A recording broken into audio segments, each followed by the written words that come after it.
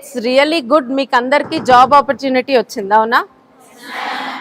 ఎంత చదువుకున్నా కూడా మన వర్క్ ఎథిక్ అనేది most important. Hard work beats intelligence, consistency beats intelligence. నేను లాస్ట్ టైం కూడా చెప్పాను, చాలా తక్కువ సార్లు వస్తుంది సెకండ్ ఛాన్స్ అనేది. సో చక్కగా మీకు వచ్చింది. ఫ్యూచర్, మన భారతదేశం ఫ్యూచర్ మీరంతా. ఇవాళ మెయిన్ నేను చెప్పాలనుకునేది, మీకు వచ్చిన శాలరీని మీరు ఎట్లా సేవ్ చేసుకుంటారు అనేది.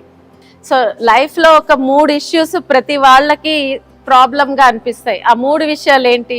ఫైనాన్షియల్. సో అంటే మనకి మెయిన్ అందరికన్నా ఆలోచించేది ఏంటంటే, మన లైఫ్కి ఏమన్నా అయితే మన మీద ఆధారపడిన వాళ్ళకి ఏంటి? ఫ్యామిలీ. మన సంపాదన ఆగిపోతే ఏంటి?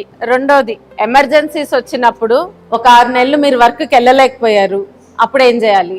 తర్వాత హెల్త్ ఇష్యూస్. సో దానికేంటి? ఈ 3 మేజర్ ప్రాబ్లమ్స్. ఇప్పుడు 15,000 వస్తుంది అనుకుందాం చేతికి, అసలు ఎంత సేవ్ చేయాలి? 20% సేవ్ చేసుకుంటే మంచిది. ఎంత కష్టమైనా ఆడపిల్లలు నాకు తెలుసు బాగా చెయ్యాలి అనుకుంటే చేయగలుగుతారు. మీకు ఇండియన్ పోస్ట్ పేమెంట్ బ్యాంక్ ఎంతమందికి ఐడియా ఉంది? ఐపీపీబీ. సో వాళ్ళ దానిలో ఒక సేవింగ్స్ అకౌంట్ ఉంది, ఆరోగ్య savings account. I think yearly 150 రూపాయలు ఎంతో పే చేయాలి. హెల్త్కి ఆన్లైన్ కన్సల్టేషన్స్ ఫ్రీ. అట్లాగే మెడిసిన్స్ కావాలంటే 30% డిస్కౌంట్స్ ఉన్నాయి. తర్వాత మీరేం చేసుకోవాలి? మీ శాలరీకి 6 months ఎమర్జెన్సీ ఫండ్ ఒకటి తయారు చేసుకోవాలి. సో సుమారుగా 15,000 వస్తుంటే మీరు 90,000 6 నెలల జీతాన్ని ఎమర్జెన్సీ ఫండ్ అని ఉంచుకోవాలి. Life insurance, okay.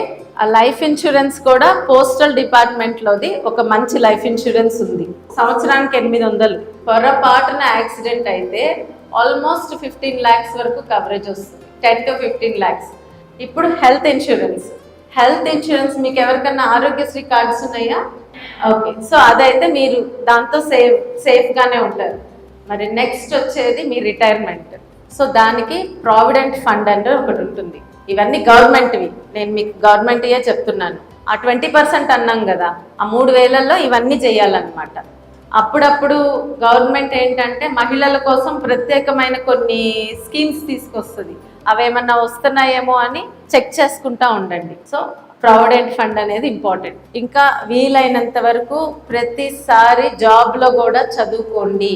అర్థమైందా? మీరు వెనక్కి తిరిగి చూసేటప్పుడు మీకు ఓవరాల్గా చాలా ఎక్కువ నాలెడ్జ్ ఉంటుంది. నాలెడ్జ్ ఉన్నప్పుడు మీకు మార్కెట్లో మీకు డిమాండ్ ఉంటుంది. ఇప్పుడు చెప్పినవి అందరికి అర్థమైనయా? సో అది ఆల్ ద వెరీ బెస్ట్.